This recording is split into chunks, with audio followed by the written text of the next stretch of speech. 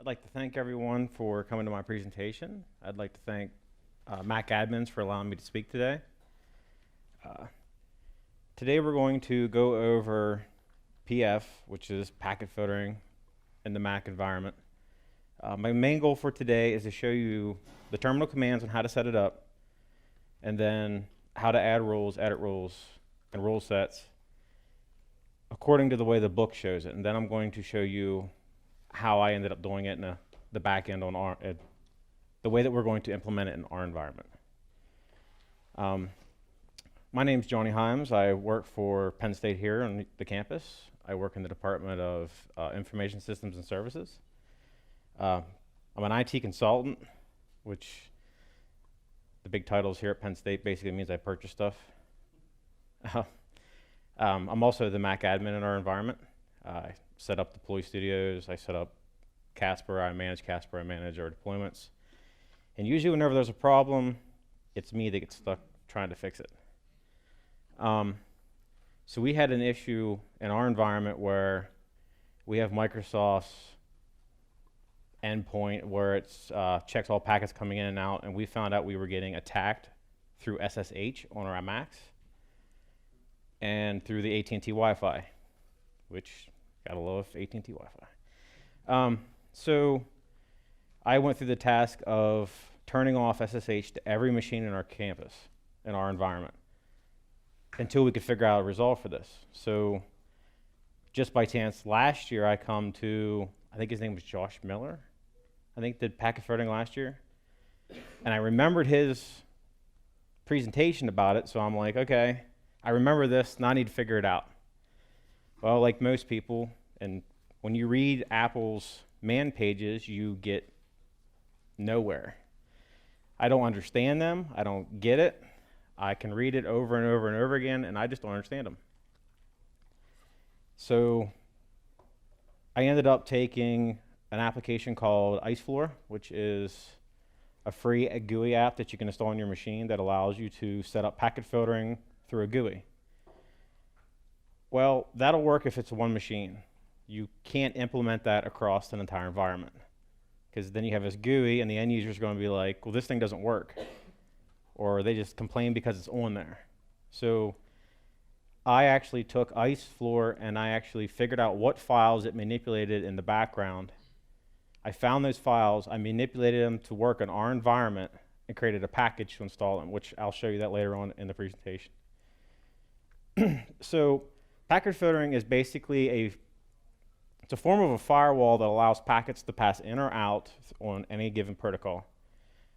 It determines, you can set it up for rule sets, lists, or just plain out rules just to block everything from coming in or coming out. But you have to specify which way and which ports and which protocol. So let's pretend for a second you're a typical end user. Get your brand new Mac out of the box that's not managed by anyone, because most environments aren't managed because they don't have the infrastructure to do so. They turn it on, they go get their cup of coffee, they sit down, you know, the wonderful Apple dong sound when it comes up. They log into their admin account, because who needs standard accounts anymore? They click on their web browser and they go get their daily dose of memes. That's most of our end users, thinking everything is awesome.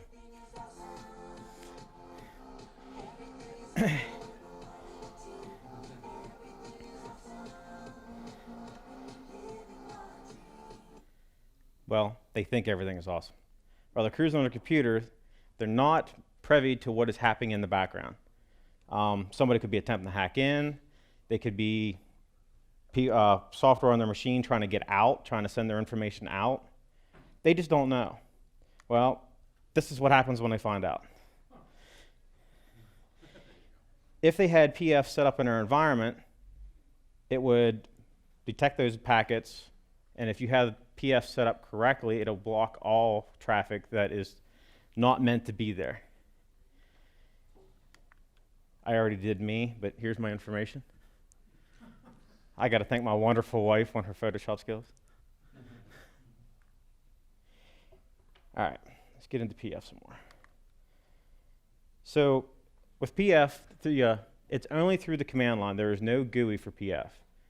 A lot of people will see the application firewall and system preferences. Those are basically literally for the applications. It doesn't actually block attempts in and out of your machine. That's where PF comes in. You can enable and disable it by using the PFCTL-E for enable and the -D for disable. PFCTL is the command that controls PF.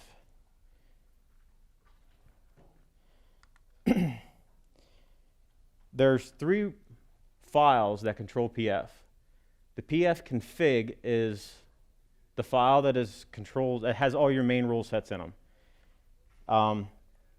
That's where, when any of your commands you use, you'll actually be manipulating this file.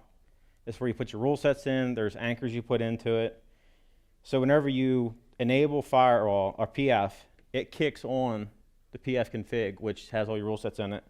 And that's where it knows what to let in and let out of your system.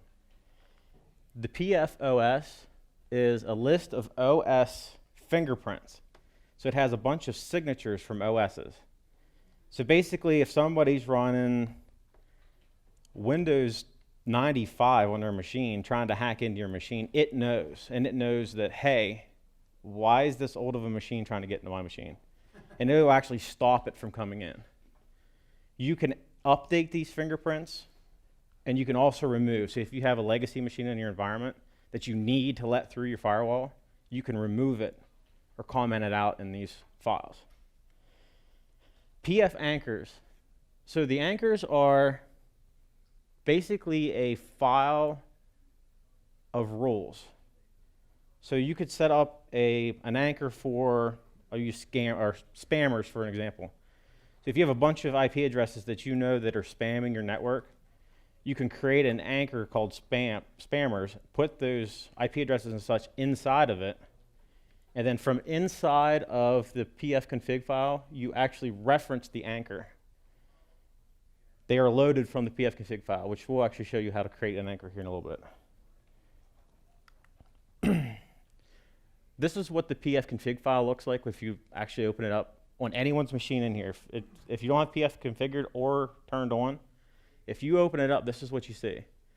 So these are the anchors by default from Apple. There's your NAT, there's your RDR, there's a dummy NET. This is where they are trying to load it from. If you enable PF on your machine right now, it will turn on but do nothing because there's nothing in here telling it to do anything. So anyone can enable it, but it'll just sit there and pass all packets in and out because it doesn't know yet until you specify the rules. There's a whole bunch of basic commands. So if you use the -F, that is, -F is a file. So it'll load that file. The -NF parses a file but will not load it. So it'll basically let you see it without letting you load it. A capital N and a lowercase f will only load the NAT files.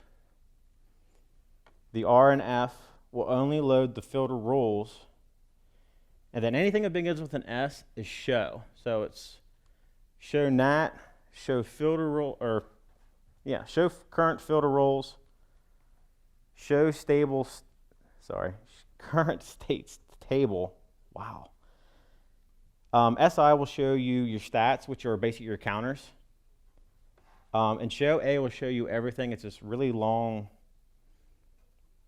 it's too much information for anyone to sit there and go down through. Keep in mind, anytime that you use an F, if you currently have it set up in your environment and you load the -F, it will flush your rules. Because you're telling it, hey, ignore what I currently have and load this file. So it'll flush your rules. If you flush your rules and you have anchors inside of this file, it breaks the connection when you load the next config file. I've learned this from experience. It's not fun. It sucks. All right, there's 7 types of statements that you can place into the PF config file. Macros. Instead of giving you guys the jargon, basically a macro is a variable. So you could set up a macro to be you could say $pre, and it would be the first half of a rule. So instead of you writing out this really long rule every time you want to do it, you can do pre, the IP address, and then if you put in a macro for post, it would be the exact same thing for everyone in the first half, the IP address, and then the same ending for all of them. Instead of writing these really long rules out, it's like this long. It's really good for if you're a coder. You love variables because it saves you time for typing and it helps you understand a little better of what's going on. Tables. So tables allow you to, you create a table, it's basically a file that contains a large number of sources or destination IP addresses.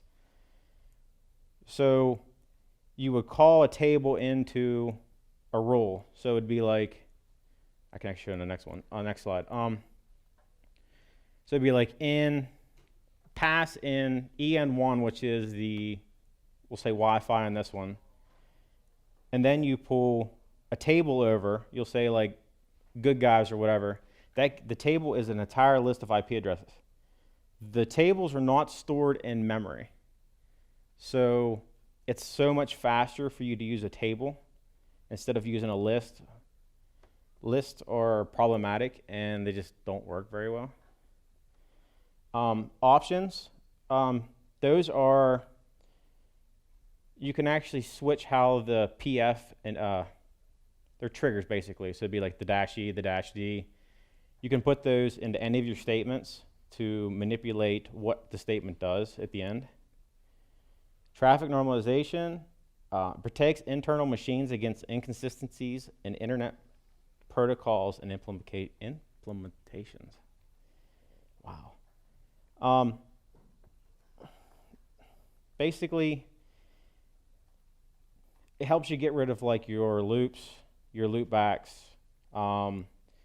If your machine's trying to access itself, so if somebody is manipulating their machine to be your IP address, trying to spoof your machine, that's where traffic normalization you can use. Queuing, it's basically, it provides rule-based bandwidth control. So basically you can see how much bandwidth is coming in and coming out. Translation is basically NAT. So it gives you one set of IP addresses and allows you to redirect to other ones. And then, of course, packet filtering provides role-based blocking and passing of packets. With the exceptions of macros and tables, the types of statements should be grouped and appeared in PF, and the order is here.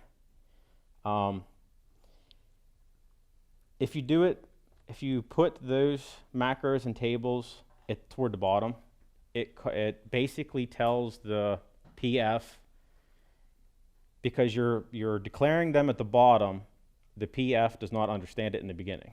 That makes sense. So if you call something in the top and you have those at the bottom, PF's like, well, where are these things at? So they just ignore those rules and keep rolling. All right, so we have general syntax. So you have an action, which usually is pass or block, usually is the two words you use. The direction would be in, out, or all. Log, you put log, we'll go over log here in a little bit, but log, there's more to it. It allows logging for your firewall, which there is a TCP dump we'll do here in a little bit that will show you a log file. Quick basically allows you it's first in. It's kind of like, did you guys ever hear of last out? It's first in. So if you have quick up there and it comes down to that rule and it's valid for that rule, it'll stop searching the rules for that IP address. That's what the quick does. Because if you have 3 sets of rules and you have the first one says block all, second one says pass this guy in, and then the second one says deny him, if you don't have quick in any of those and he's in all 3 of those variables, it'll do the deny all, and then he'll be part of the second one that says pass me in, and the third one will deny him again. So you're thinking you want him to pass through, but it won't. It'll deny him at the end. So if you put quick in the first one, as soon as he gets to the first one, says, hey, I'm supposed to come in, then he goes in. It ignores the second half of it. Does that make sense? I hope it makes sense. I confuse myself sometimes. Interface is EN0, EN1. It's your Wi-Fi, Ethernet, your bridge, which I'll actually show a list of those here in a little bit. AF. I forget what AF actually is.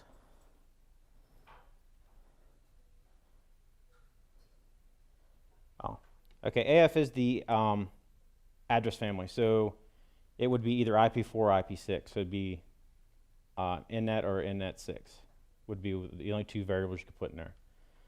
Proto and protocol is just, they're the protocols that you can put at the end of it.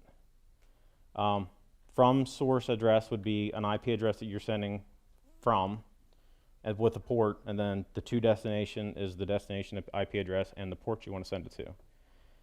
Flags, there's several sets of flags that you can use.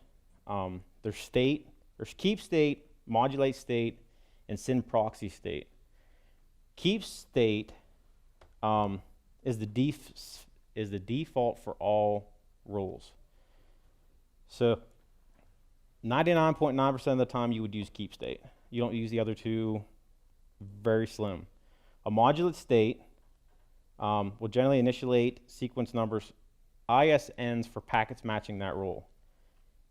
The chances of most people using that on their Macs is slim to none. That's more of a switch server style setup. A send proxy state helps protect servers against spoofed TCP SNY floods. Like I said, if you're using this for endpoints, keep state would be the main one you'd use for states. Default deny. This is the basic approach, the recommended approach from Apple and PF is deny in all, deny out all. Block in, block out. So basically you start with a wall in front of you, and then you set the rules from there out to allow people in.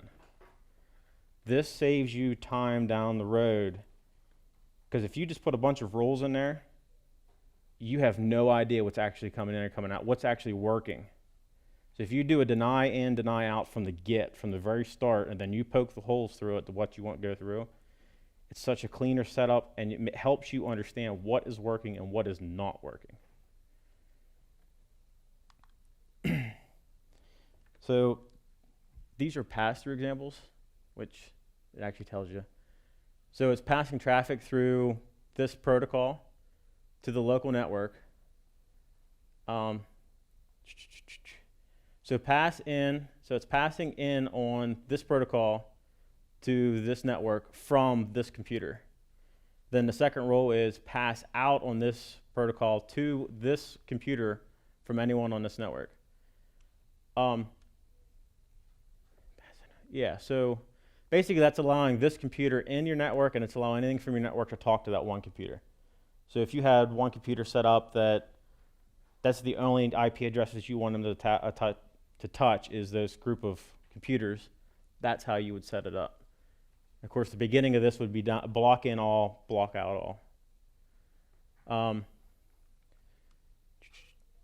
So the bottom one is an example if it was going to a web server. So if you block in or pass in on this protocol, then you can actually specify the protocol. If you type in proto, it's TCP or UDP from any IP address to this protocol on this port, on any port in www, or no, I'm sorry, not any port, the www port. So that'd be 80 or 880 or 443 or, yeah. So there's a last matching rule, and this comes with the quick I said earlier. So each packet is evaluated against the filters, against the set of rules that you set up. By default, the packet is marked for passage, which can be changed by any rule, and then changed back several times before the end of the rules you have set up.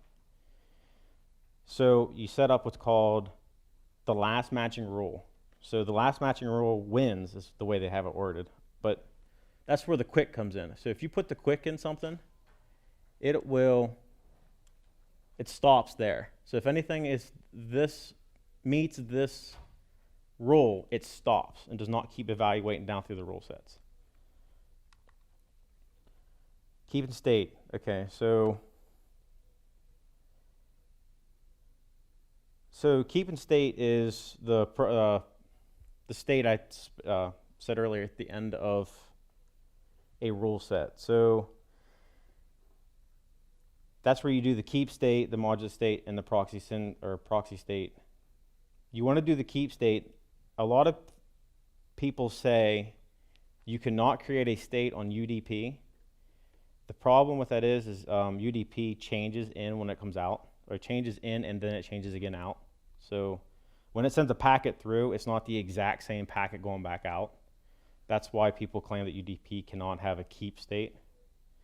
Another thing with keep state is when something comes in on TCP, it is the same packet going back out. So it's like a same packet in, same packet out. That's how they communicate back and forth. Because of that, it can actually save that in the memory so it's faster the next go around. So if you have a set of packets that come through, it'll keep it in memory, and then down through the rules and stuff is coming in and out, it knows that this packet is safe, so it speeds up the process of allowing stuff in and out.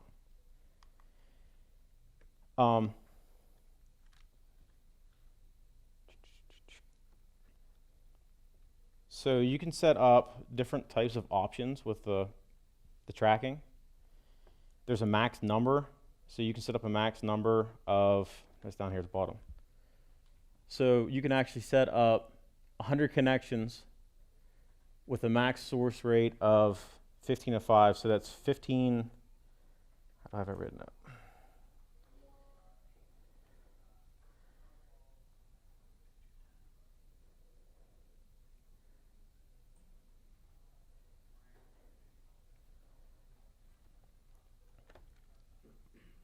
So it's 15 connections in a 5-second span. I'm sorry. Wow.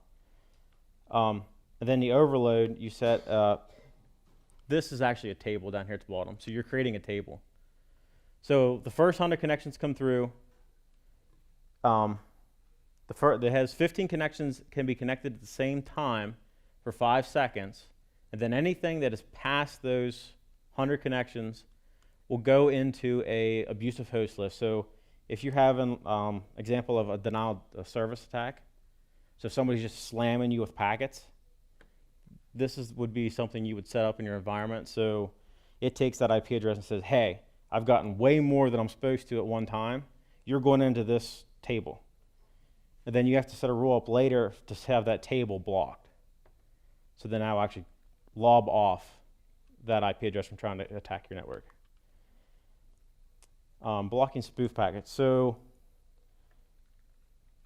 the command is anti-spoof, and then you can put log or not if you want.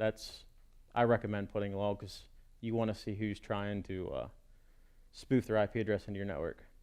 Quick, so if it comes in and then the anti-spoof IP address table notices that it's seen this IP address before, it just stops there and doesn't allow it to go through any more of the rules. And then the interface would be EN0, EN1, or like so.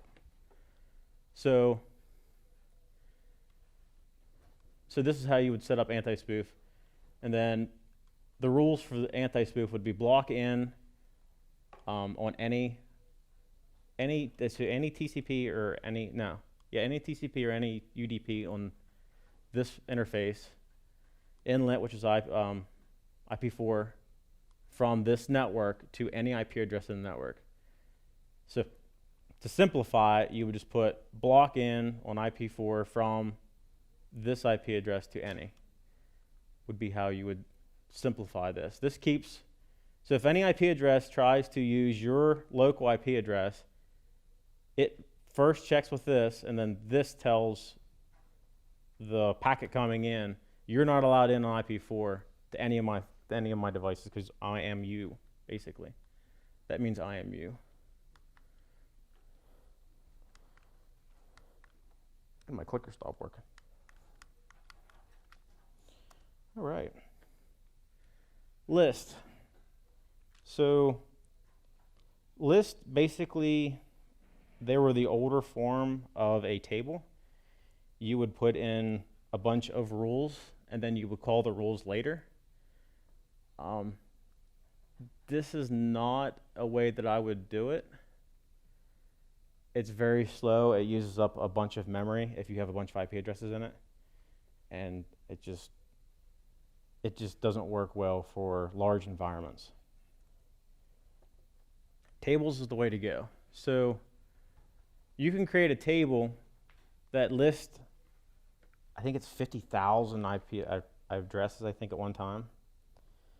So if you create a table with a list of known IP addresses that you know that you want through your network or deny in your network, you create a table and then you add all of the IP addresses in it, so that it would be table. Well, the good goblin's fine. So it's table, and then this is the name of the table. If you want to create a table, and that is the IP range that you want to come in. Okay. You can also do the variable const, and then there is persist. The const, the contents of the table cannot be changed once the table is created. So it basically locks the table in place.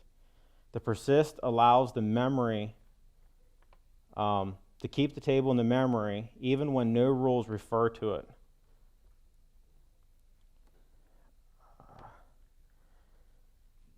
That's where the table spammers persist. So you want those IP addresses to remain where they belong. So if you're actually creating a rule for it, you can do block in on this protocol from this table and this table to any IP address in your network. Another one is if you want to pass in on this protocol from this table to any. And then this is the persist, where you want to keep, if you want to keep this table in the memory so it stays there and it just keeps compiling a list of IP addresses, this would be the command. It spits it out into another file. And the bottom is just another example of calling a table for the list of IP addresses. These are the commands to add. So the first one, the -t, is for table. So you are creating the table spammers, and then you're adding that IP range to that table. The second one is you're just showing what is in that file, that table. And the third one is if you wanted to delete that IP range out of that table.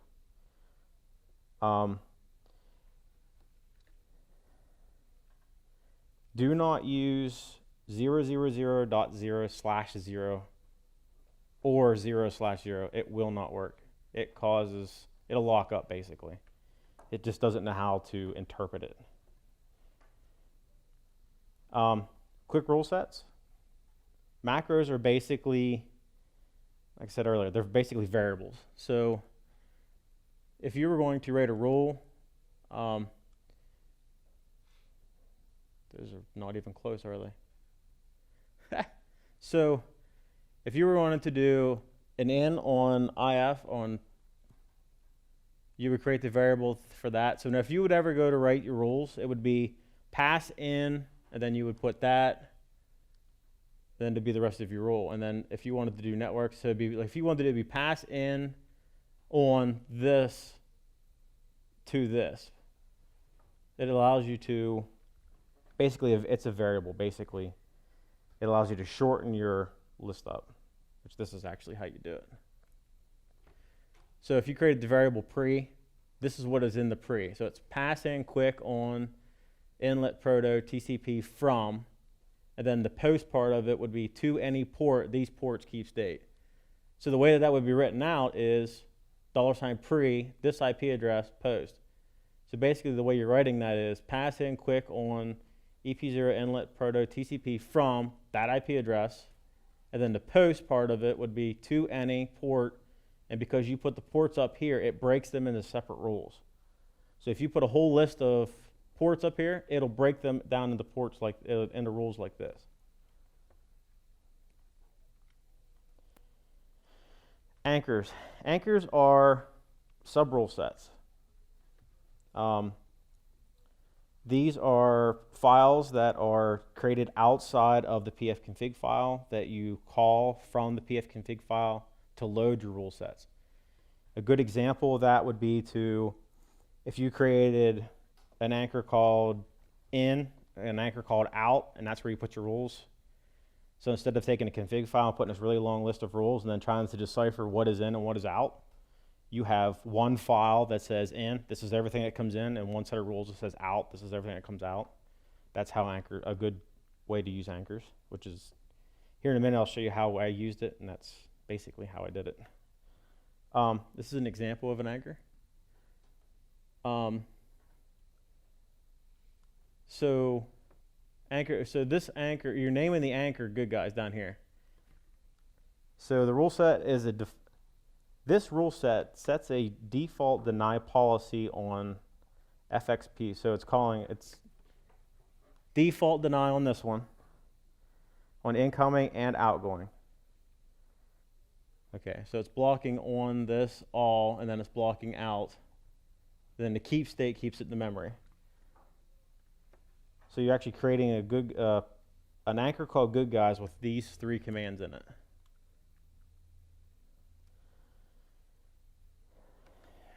All right.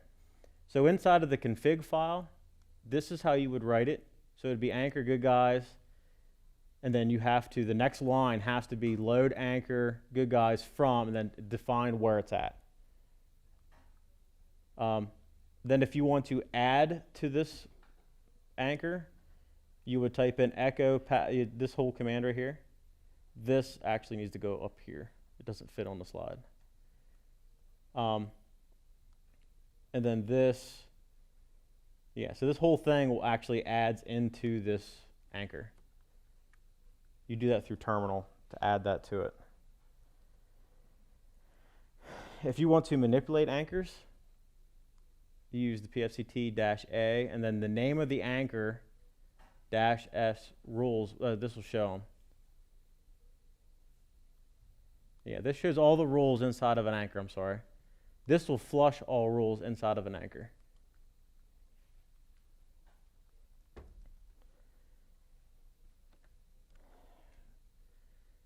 So the log is, when you do pass in log, this is everything, so in or out, or block or deny, to pf log 1. So yeah, this creates a log file for you to do a TCP dump later. It does not show up in console. There is a script to create the TCP dumps into console, which I can provide that if somebody wants it. So this is how you view the log down here. This is the command once you have it up and running.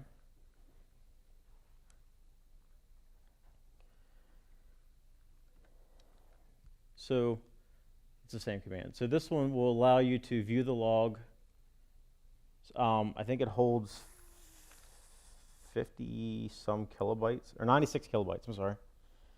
So the log holds 96 kilobytes, and then as it fills up, it deletes the older entries. You can view it in real time with this command. So it's basically like just sitting there watching what gets denied as you're on the IceFloor is a GUI for doing basically what we're trying to do from the command line. The gentleman, I'm going to say his name wrong. It's Haney, H-A-N-Y-E-L-I-M-A-N. Good luck. I have no idea. He's the creator of IceFloor. He stopped developing it 2 years ago, I believe. It still works. So if you download it, it still runs in Sierra. It'll still work if you don't want to do the command line side of it. Me personally, I tried it, and it's more cumbersome for me to understand because of the way the rule sets are in there, the way they're worded. It kind of confuses me. He also works with the company now, URIS, which they have a light version, which this is a picture of the light version. This would be the way to go if you're just trying to do it on your local machine without deploying it across a bunch of machines. It's a lot simpler to understand and to set up. And there's a lot of documentation on this, and they're actually nice. If you email them, they will talk to you and help you. They have 3 versions. They actually have an enterprise version that you can deploy in your environment. I've never really contacted them to find out what the pricing scale would be on our environment, but all right, so now we're done talking about out of the book stuff. Let's figure out the way that I set it up. So there's 3 files.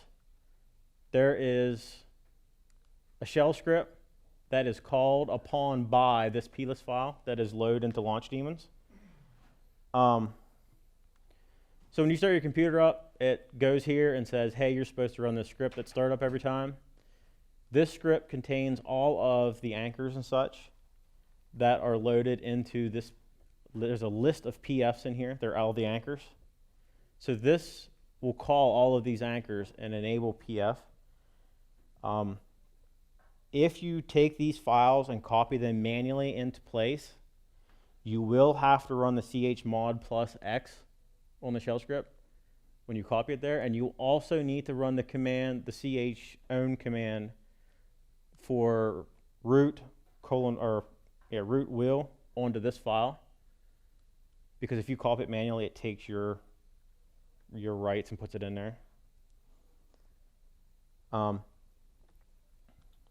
Here's a couple handy commands to use. This loads the plist file, and this will unload it. So if you're doing testing and you're adding rule sets and you want to test them, you can unload this plist file and then reload it, and it'll actually reload all of your rule sets again. This will show all the rules into this file. This command will give you all of the protocols on your computer. So it'd be EN0, EN1. So if you're setting up a rule and you wanted to set it up for wireless only, then you would need to run this command to figure out what is wireless. And I have learned that they're different from machine to machine. Like you would think EN0 would be Ethernet, EN1 would be wireless. That's fine on an iMac, but when you get a MacBook Air, there is no Ethernet. So EN0 is the Wi-Fi. So that kind of, if you're trying to roll out a set of rules to your entire environment, trying to specify wireless only, then you have to run that to figure out what protocol or what they're on. All right.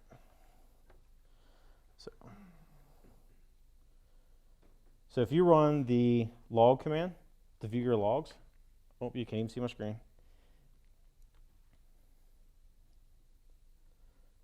These are just since about an hour ago. These are all the blocks that I have that have been coming in from the PSU wireless. If I ran the AT&T wireless, this would be about 10 times longer than it currently is. So if we're currently on the AT&T wireless, we should make sure that we have remote login disabled and... Yeah, I would, personally. The AT&T wireless here, I don't believe actually has any firewall in place. If it does, it's very minimal. Because the AT&T Wi-Fi is for guests and for students, so they're not really trying to hinder anything. So it's basically like going home and getting on your Comcast or Verizon. It's close. I don't think it's that bad, but it's close. So if you look here, it says rule 8. So it actually tells you which rule that it is being denied on. So those are rule 8. I have more up here. There's a rule 17. There's 9. So these will block out, and there's block in. This is a rule of my machine trying to call out.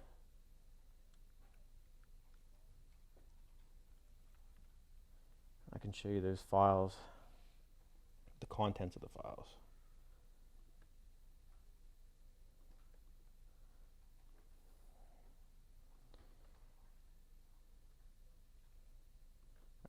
So here is an example of the shell script that was actually the one I borrowed from IceFloor to do this.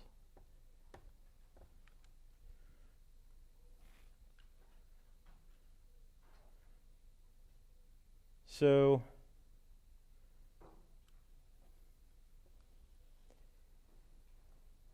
This basically, well, it's the wait. It's waiting for all your Wi-Fi or Ethernet to come up. It waits 5 seconds.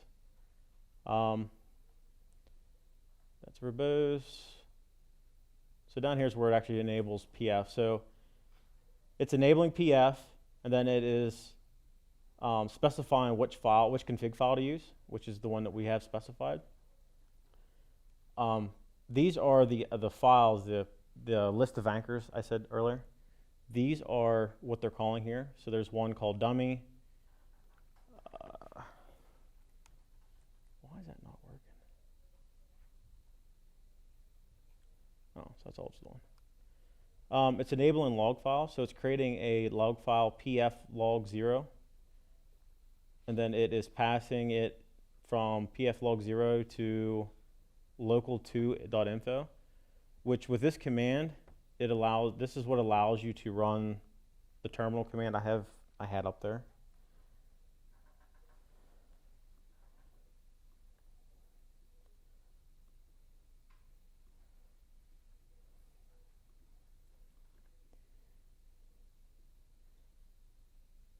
These are the anchors that I have in place. So the pf config file, which is actually right here, calls all these anchors.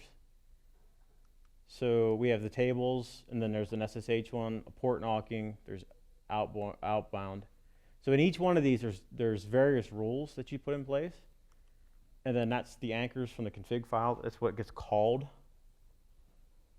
So if I actually open my config file,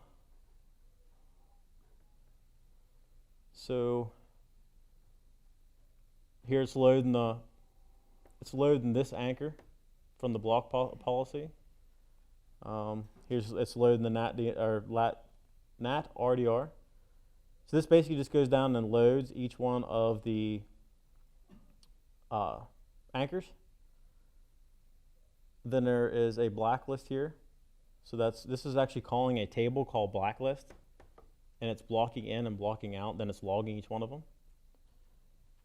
If you take this config file and put it in your environment, I have learned this one, block in quick from no route to any.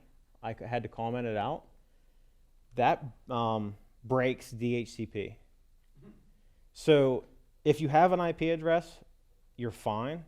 But if you turn off your Wi-Fi or unplug the cord and plug it back in, that blocks your computer from sending the packets to and from DHCP to get an IP address. Yeah, so basically the rest of this just loads all the rules. And then here's an example of one of the rules. This is my inbound rules. So it's passing in on TCP UDP from any, this is a table any, to any port, and then I specified the ports to come in on. We basically use these ports that would be like Jamf, BigFix, stuff of that nature being called in here. And then I did TCP from any to any, and then I listed these ports, which is, I believe one of them's like ARD. Then I pass in log all, then I pass it to a log from Ethernet from this list of good guys, which is a list of IP addresses that I want it to only come from.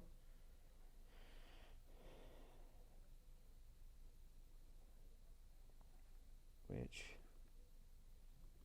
is this the table one? Yeah. So here's the tables. It's kind of hard to see. So you can actually specify the tables in here.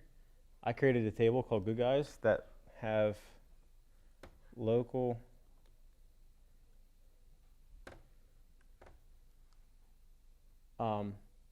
IP ranges. So basically the other file says anything from these IP ranges, let them through no matter what.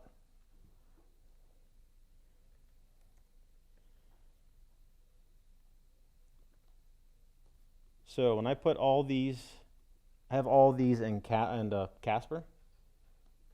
And the way that I did that was, let's get all my windows out of the way here. So if you, does anyone use Casper? So you guys have used Composer?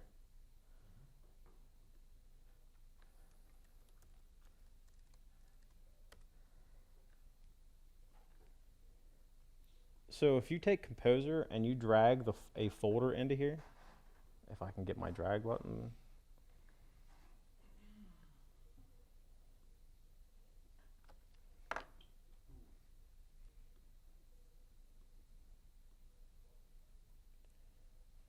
It'll allow you to create a package. And whenever you do that, you need to specify where you want everything to go. So this is the folder I copied into here, and I do not want it to get put to here. I want it to be put, of course, why did it do that? Because my fat fingers. This folder, my mouse is not allowing me to, it's clicking instead of letting me drag. So if you drag it out here to the open, if I can do it.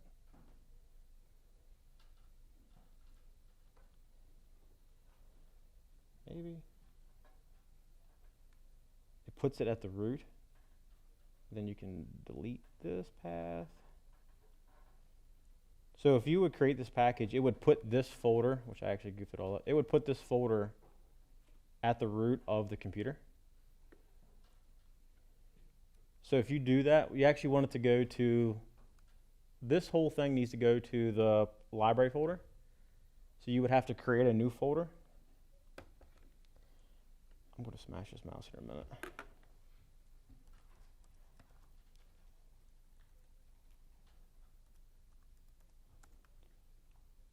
Why is it all capitalized? It doesn't matter. So now whenever this thing copies it to the computer, it'll put it into the library folder /pf. If you do that, you need to specify that you want root and admin as the rules. So you apply to enclose, because if you don't, this folder would have had, I was the owner. So whatever machine you put it in would not work. So then you build as a package. Sure, we'll save it to the desktop. And that gives you an installer that copies those files to the local machine. So I'll give you that. So now in Casper, you have to install that package to the local machine.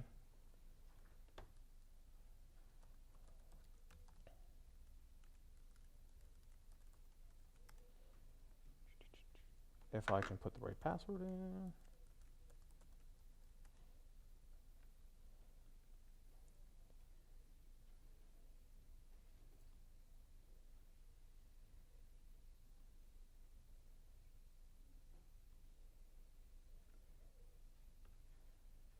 Firewall.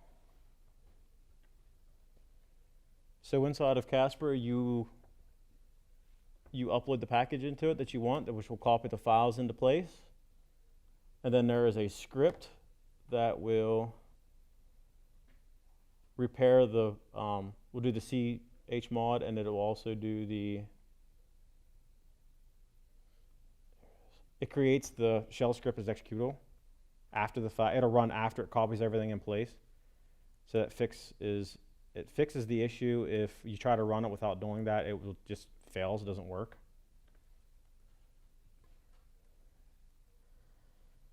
So think about it this way. If you have an environment and you copy these files out in place and you enable firewall on somebody's machine, what happens if they have some piece of equipment that needs to go out through one of those IP ranges that you have blocked? Well, if you're like me, I don't go out to the end user's machine and work on their machine. So I know how to edit the file and do what I need to do. But as far as a tech goes, a normal tech does not know anything about these files, how to manipulate them, how to change them. So thanks to Rusty and Frogger and MacMule, they helped me figure out how to take commands and place them into a little app that we actually created. If I can get the app to, I hate technical difficulties. So if you run this app, It'll always ask for credentials because it has to run a sudo. This will, it either shows you the status of PF, it'll allow you to enable it or disable it. So if you click status, which the window keeps popping over here, it gives you, it shows you it's enabled for however long it's been enabled, and this is the list of rules that I have in place. So if you would run this onto a user's machine, the tech would say, hey, it's enabled, and then they'd have to run that app again, disable it, and then see if that fixes the issue with the device getting to the network. And then if it does, they're going to have to contact one of us to go in and add the extra rules to it, which will do, you do updates through Casper or a big fix, which basically just copies the rules again to the machine.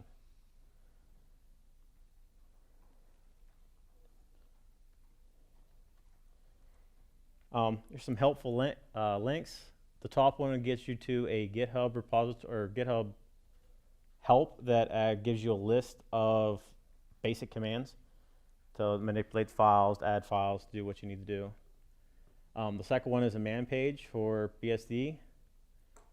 The third one is the same thing as basically the first one. Is a cheat sheet for the commands. And the bottom two are for the Ice Floor app and for the URIS firewall app.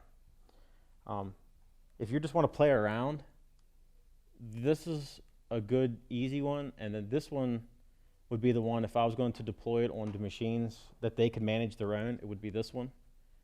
Because then you can give them a set of rule sets and then import it in. If you're going to let your end users actually do that. And that basically wraps me up. Anyone confused?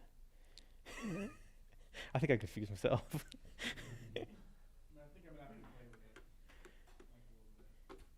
Yeah, I can give the files. I can give them to anyone if you guys want to play with the files, because they have so many comments in them. Like you can just read down through it. Questions, comments, concerns? Yeah, that was my only. Basically, it would be helpful if the files you already have built, like all of your anchors and stuff, if you could sanitize them or something and put them on like a GitHub repo or something. Yep. Because that's one thing I found with experimenting with this in the past is you definitely learn by doing, and having someone that it's already working for is kind of a guiding light will help.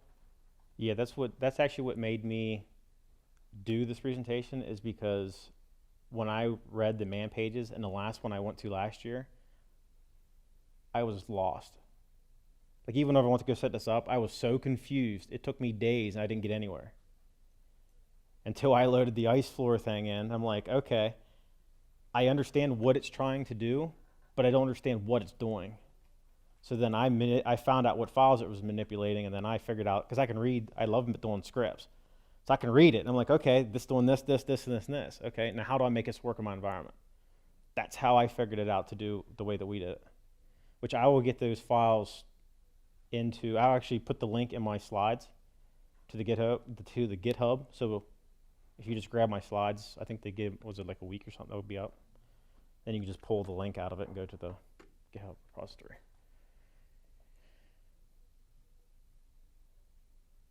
Is that it?